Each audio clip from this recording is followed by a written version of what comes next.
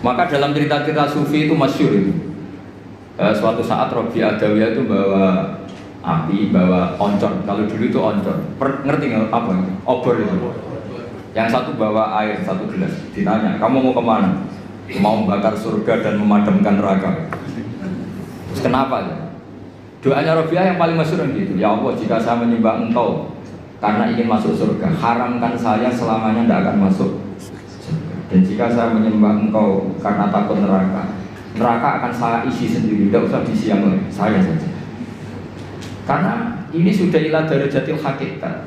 Kalau kita bisa mengatakan 1 tambah 1 2 itu ikhlas tanpa presentasi apapun, kenapa mengatakan Allah Tuhan nunggu digaji surga? Jangan-jangan di hati kita kalau nggak ada surga kita tidak mengatakan Allah itu Tuhan. Jangan-jangan kalau kita tidak jadi dosen UII tidak peduli sama perjalanannya Islam di Indonesia. Jangan-jangan kalau saya nggak dikiaikan di UI saya tidak peduli sama perjalanan Islam di Indonesia. Itu kan lama-lama gitu. Saya senyum karena profesi saya pramugari. Di rumah kan tidak pramugari lagi, maka nggak perlu senyum. Kasihan suaminya. Maka bahaya sekali kalau seperti itu. Dosen di kampus pengajar, di rumah tidak pengajar tapi penghajar. Itu nggak boleh seperti itu. Kalau dosen di kampus harus dosen di rumah. Kalau senyum di pesawat harus senyum di rumah karena senyum itu kebaikan. Kalau di pesawat baik ya di rumah baik. Ngajar itu kebaikan. Kalau di kampus baik ya di rumah. Allah itu Tuhan di mana-mana Tuhan kapanpun sebagai Tuhan. Nah, di sini ini pentingnya ilmu. Makanya di Quran ini kembali lagi ke ulumul Quran. Kalimat fattakun naro itu dengan fattakuni itu banyak fattakuni sebetulnya. Karena kalau fattakuni itu ilmu hakikat, jadi fattaku mongko wedya sira kabeh ning ingsun, kamu takutkan saya, takutlah kepada saya. Ya ulil albab, kalau kamu punya akal. Jadi orang yang punya akal takutnya sama Allah, bukan takut sama neraka. Makanya dalam cerita itu pernah Sayyidina Ali itu di satu masjid mubalignya atau penceramahnya itu cerita neraka. Serunya bukan main. Oh neraka itu gini. Memang neraka itu seru betul. Benda dimasukkan neraka itu jatuh sampai Qa'ri Jahannam paling bawah itu nunggu 70 tahun. Bisa dibayangkan kalau kita masuk ke sana itu naiknya kayak apa itu susahnya. Benda yang dimasukkan ke neraka dijatuhkan itu sampai bawah itu nunggu berapa? Bisa kamu bayangkan kedalamannya. Neraka itu menghabiskan meteran berat. Benda dijatuhkan ke neraka itu sampai bawah nunggu berapa? Wah enggak apa ya? Wah cerita neraka sehingga hadirin tuh nangis semua. Sayyidina Ali pas liwat terus si penceramahnya dipanggil. Kamu membuat mereka takut oleh neraka sampai seperti itu. Apa kamu bisa sukses membuat mereka takut kepada Allah sampai seperti itu? Dites, nggak bisa mbak. Terus masyhur itu Sayyidina Ali ngendikan, "Atajizu an wasfi makhluqin mislah." Masa ngadepin neraka saja sesusah itu? Apapun topnya neraka itu makhluk, sesuatu yang diciptakan Allah. Harusnya kamu lebih takut sama Allah. Sehingga semenjak itu dirubah cara ceramahnya dirubah. Jadi tidak, karena tadi itu yang diikuti ulama-ulama tasawuf. Jadi ulama tasawuf itu orang yang mengembalikan pada akal waras. Ya kayak tadi, saya mengatakan ini hitam itu hanya karena apa? Ya memang warnanya hitam. Supaya saya jadi orang waras, kalau hitam dia tak bilangkan hitam, tak katakan hitam. Sama, Allah itu Tuhan. Kapan saja Tuhan, dia sebagai Tuhan. Andai kan tidak menciptakan surga atau neraka, dia tetap sebagai Tuhan. Jadi kesetatusan Tuhan Allah itu tidak nunggu bikin neraka atau surga. Kita ini adalah orang yang sudah peduli sama pendidikan. Untuk diangkat dosen apa enggak, kita tetap ngajar di mana saja, kapan. Senyum adalah kebaikan. Bahwa kamu sedang jadi pegawai bank maupun enggak ya tetap semuanya harus gitu. Peduli sama yatim piatu ya sudah satu kebaikan. Bahwa kita pengurus yayasan apa enggak ya tetap peduli sama yatim. Nah itu ilmu hakikat. Sesuatu itu dikembalikan pada proporsinya. Itu termasuk yang diajarkan Sayyidina Bid'ah Salam. Sehingga kita kalau maknani fattakun naro sama fattakuni wattaquwah, kualitasnya itu tentu tinggi fattaquwah atau fattakuni ya Allah. Karena Allah itu zat yang harus kita sembah, kita puja-puja, kita takuti ya sebagai Tuhan, sebagai Allah. Bukan nunggu karena Allah bikin surga atau neraka. Itu dalam ilmu tasawuf. Tentu kita Jadi mungkin kelasnya tidak sampai seperti itu dan tidak perlu seperti itu nanti. Sehingga terus ibadah yang ingin masuk surga itu disebut ibadah tujar, apa? Ibadahnya para apa? Pedagang. Jadi harus ada untungnya. Jadi Allah buat jadi mitramu dagang. Itu sopan nggak kira-kira? Ya Allah tak sembah loh, tapi ada syaratnya. Apa? Ya saya harus masukkan ke surga. Kata Allah kalau nyembahnya tidak benar tak kurangi. Ternyata poin kamu tak. Ya, nanti kan jadi panjang, apa? Makanya masyhur itu ada guyonan, ini guyonan sufi tapi nyata. Ada orang nggak pernah maksiat, nggak pernah apa-apa. Toat terus nggak pernah maksiat, masuk surga. Ditanya, kenapa kamu masuk surga? Karena saya tidak pernah maksiat terus ditoat terus. Ya oke, kamu di surga. Umur kamu berapa? 80 tahun. Oke, kamu di surga 80 tahun. Protes orangnya. Ya Allah, ibadah saya katanya surga itu selamanya. Kenapa 80 tahun? Kan kata kamu masuk surganya karena amal kamu kan. Kamu amalnya hanya 80 tahun, ya surganya 80 tahun. Yang abadi itu fadl saya, anugerah saya. Akhirnya ya sudah Gusti saya masuk surga karena fadl kamu, karena sudah jadi sudah karena kamu. Artinya kalau kamu nyembah Allah karena ingin masuk surga, kemudian ibadah kamu konversi jadi surga, itu berdurasi. Ya harusnya sholat seperti itu pahalanya hanya sekian, sudah sekian saja. Makanya orang-orang tasawuf itu takut kalau ibadahnya seperti itu. Makanya orang tasawuf itu ikutnya ya walladzina amanu asyaddu hubbal lillah. Orang-orang yang mukmin itu harus sangat mencintai Allah. Ya ibarat gini tuh. Bapak-bapak yang nggak punya wanita lain atau nggak goda wanita lain itu ada yang karena takut, ada yang karena cinta. Keren man. Kalau karena takut sekali nggak konangan itu ya sudah lampu merah. Tapi kalau karena cinta, konangan tidak konangan ya tetap nggak macam-macam itu. Nah itu orang-orang tasawuf, orang yang sangat mengagumi fitrah salimah, bahwa kita menyembah Allah itu ya karena dia sebagai Tuhan, bukan karena dia menciptakan surga atau apa. Nah, itu bedanya. Makanya Nabi Musa tadi kembali ke ikhlas. Nabi Musa melakukan kebaikan sama putrinya Nabi Syuaib itu ikhlas. Nabi Syuaib memberi hidangan sama Nabi Musa juga apa? Yang putrinya yang agak banyak kepentingan tadi, ini orang ganteng, kalau mereka orang lain gimana ya? Akhirnya Nabi Syuaib ya sudah daripada gitu terus ini ya satu sekali. Jadi faslun fi mukafatil ihsan bimisli al-afdal, pakai cerita qalat inna abi yad'uka liyajziyaka ajrama saqaita. Terus cerita kedua ketika Nabi Ibrahim dapat tamu para malaikat ngendikan qalu salama, terus Nabi Ibrahim dia qala salam. Jadi yang agak aneh, tapi didengarin saja. Wastaqrada Rasulullah sallallahu alaihi wasallam dzikron wa radda ziyadatan faqala khairukum ahsanukum qadran. Jadi Nabi itu pernah berhutang, kira-kira kalau di Indonesia itu ya hutang anaknya sapi loh bahasa Indonesia. Pedet. Masa bahasa Indonesia ya pedet? Apa? Anak sapi. Wah, alasan Nabi itu kira-kira kalau di Indonesia itu ya hutang anak sapi. Pedet itu, tapi pas membayar pakai sapi. Tapi ini jangan dipakai alasan rentenir. Terus sahabat ada yang protes, ya Rasulullah, engkau kan hanya punya hutang apa? Anak sapi ya, atau pedet tadi. Kenapa nyaurnya bayarnya pakai sapi? Terus Nabi ngendikan khairukum ahsanukum qadran. Yang terbaik dari kalian adalah saat bayar itu lebih. Nah, ini yang masalah ini, makanya saya bilang ini masalah. Kata guru saya, kata Mbah Mun, kata bapak saya, Islam itu ngaramno riba, tapi yang ngaramno medit gitu. Lah orang-orang soleh, sok ngaramno riba itu mau ngaramno riba, tapi nggak ngaramno medit. Sebenarnya diharamkan Islam itu dua, riba yang haram, medit yang haram.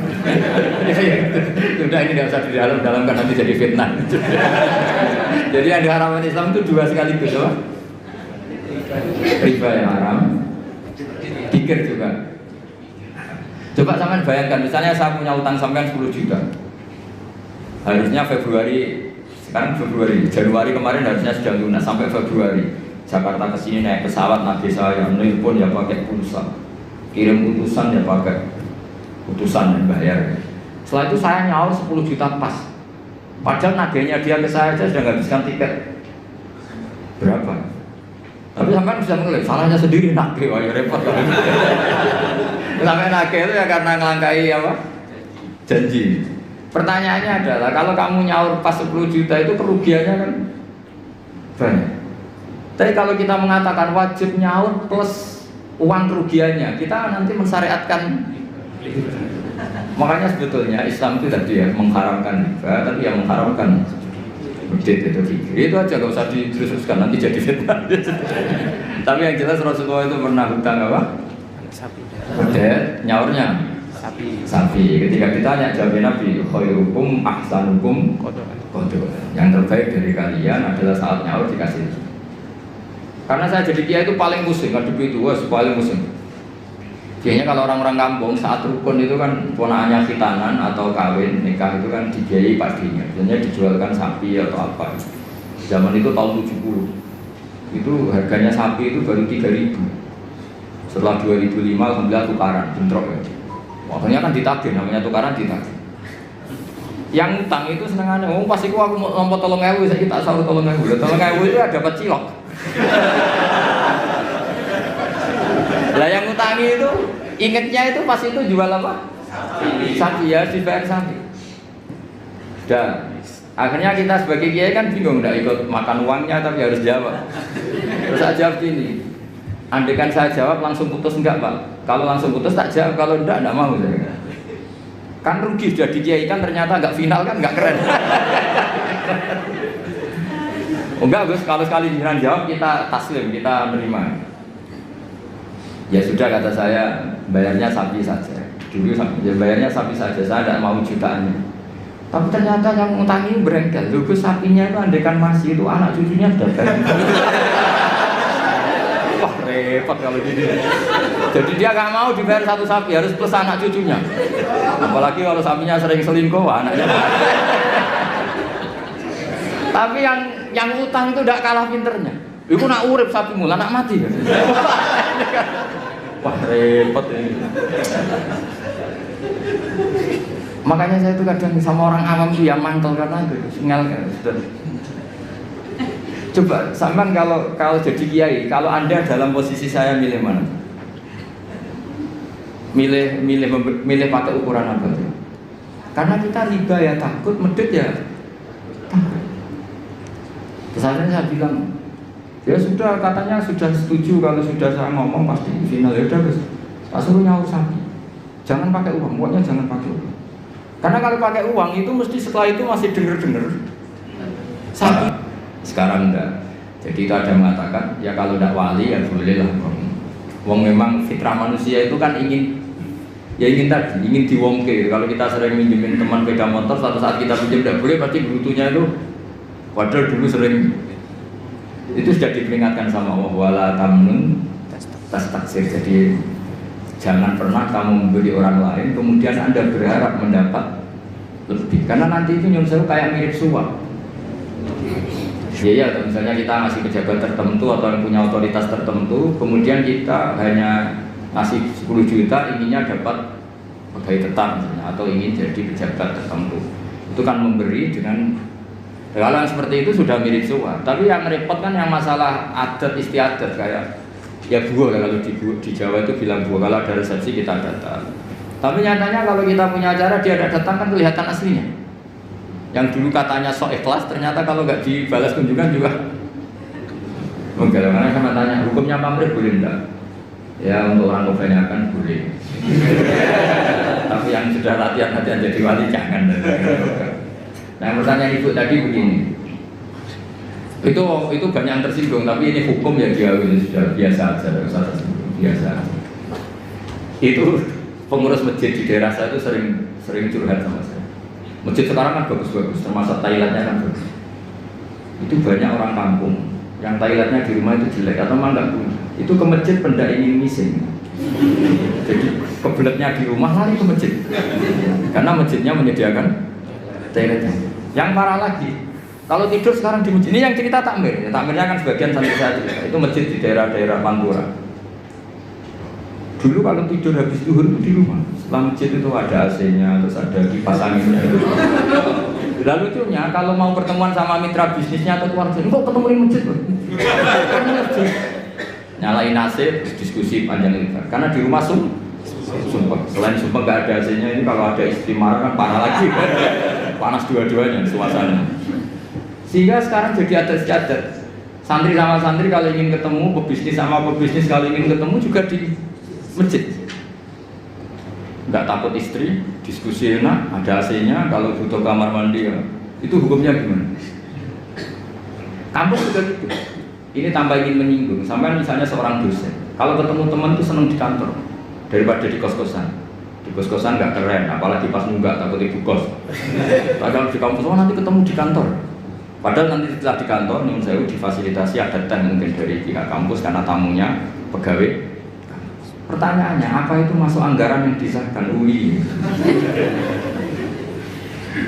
Jadi kalau nurutin itu panjang, itu bisa panjang dan lebar. Makanya itu pernah terjadi, tapi ini tentu nggak boleh ditiru karena wali. Kalau nggak wali sudah lah, kayak umumnya orang itu. Itu Abdul bin Umar itu pernah malam-malam tuh ke pendopo kira-kira gitu ya. Dulu nggak ada pendopo, tapi mirip-mirip. Nyalain lampu, padahal dia mau sholat mau ibadah. Kamu dari mana? Dari pendopo. Ini lampu tadi siapa? Saya. Untuk apa? Untuk sholat gini. Jangan. Kalau sholat dulu. Kenapa? Itu pendopo milik rakyat. Jadi boleh nyala kalau ada acara dengan rakyat. Kalau kamu itu urusan pribadi meskipun sholat. Sampai segitunya namanya Umar negur putranya Abdul. Karena dia ikut abahnya di satu negara dapat hadiah. Istrinya juga dapat hadiah. Sampai pulang dilucuti siapa Umar. Ayo kembalikan ke Baitul Mal, ke kas negara. Lalu saya dikasih pribadi. Kalau kamu udah anaknya saya sebagai presiden dikasih enggak? Enggak ya sudah itu milik negara. Itu sudah sebelum ada Pak Jokowi punya adat kembalikan ke KPK itu dulu. Kalau dapat apa? Hadiah. Itu dulu pertama itu melakukan itu Umar. Jadi wahyu ya berat. Makanya terus ada etika bersama. Misalnya mobil kampus ya kalau dipakai acara keluarga yang mencolok jangan. Jadi kalau deket-deket misalnya rektor atau dekan diundang keluarganya 7 kilo, masa pakai mobil kampus gak boleh. Tapi kalau sampai Rio ya keterlaluan keluarga kan. Ya pokoknya tanya nurani lah. Kira-kira itu menurut adat dimaafkan apa?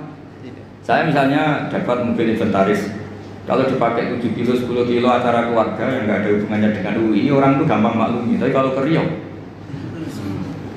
terus pakai SPJ UI kan ya keterlaluan gitu. Jadi itu makanya Sayyidina Umar ketika ditanya, kamu ngelola harta negara, kemudian Anda menggaji diri kamu sendiri ukurannya apa? Terus beliau baca ayat, saya, anak, kata beliau, saya mengurus Baitul Mal sebagaimana waliul yatim mengurus baitul yatim, yaitu ukurannya apa? Yang honian fal yastafif, kalau dia kaya ya cukup pakai milik pribadi, tapi wa man kana faqiran falyakul bil ma'ruf, kalau dia fakir maka boleh Jadi itu ukurannya enggak ada, itu enggak hanya di kampus Bu, di pondok ya saya ngalami seperti itu. Yang namanya pondok kan fasilitas pondok. Ada mobil infant. Tentu yang sering pakai itu ya keluarga kiainya, apa keponakannya, apa iparnya, atau apa. Tapi kiai-kiai yang sufi, termasuk bapak saya itu nggak mau betul. Saya itu mulai latihan kiai itu sudah punya mobil, karena ya takut pakai mobil pondok. Karena itu yang latihan kiai-kiai yang papan atas itu, yang sufinya papan atas itu, Mbah Mun itu tiap akhir tahun itu bayar listrik. Kata beliau, anak-anakku yang ngambil listrik pondok ya bayar. Padahal pikirannya santri itu kan dipakai anaknya, gurunya itu seneng, tapi yang bayar. Bapak saya bayar, sampai sekarang yang bayar, sama pondok saya sendiri. Karena pasti anak saya pernah pakai listrik pondok, pakai fasilitas.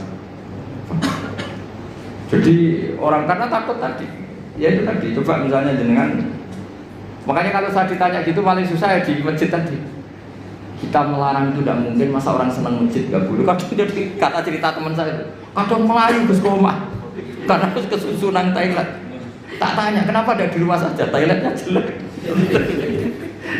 Jadi masjid-masjid kampung sekarang itu kalau orang rumpi lebih betah karena ada kipas anginnya. Jadi kalau siang nyalain kipas angin terus tidur, daripada di rumah dimarahin istri tidur di. Sekarang pertanyaannya, boleh nggak nyalain kipas angin untuk tidur? Nah kita misalnya kalau masjid kota kan jelas ada aturan nggak boleh tidur, tapi sama jagungannya lama ketiduran. Jadi seperti itu tuh mau tidak mau. Makanya kata Abu Hanifah, fikih itu harus mengikuti mutaradil adat yang berjalan. Kan tidak lucu misalnya kita punya tamu di UI, ayo ketemunya nanti di kos saja, kan ini tidak milik saya. Orang itu tidak akan mengatakan itu sufi atau waroi, tapi muta'anid, orang yang mempersulit hukum. Macam segitunya. Terus nanti misalnya saya punya tamu 5 di Wipres, karena saya ngaturnya di Wipres, tamu 5 terus tehnya tak gaji uang saya, itu kan yang menyinggung orang banyak. Masa gitu saja diganti.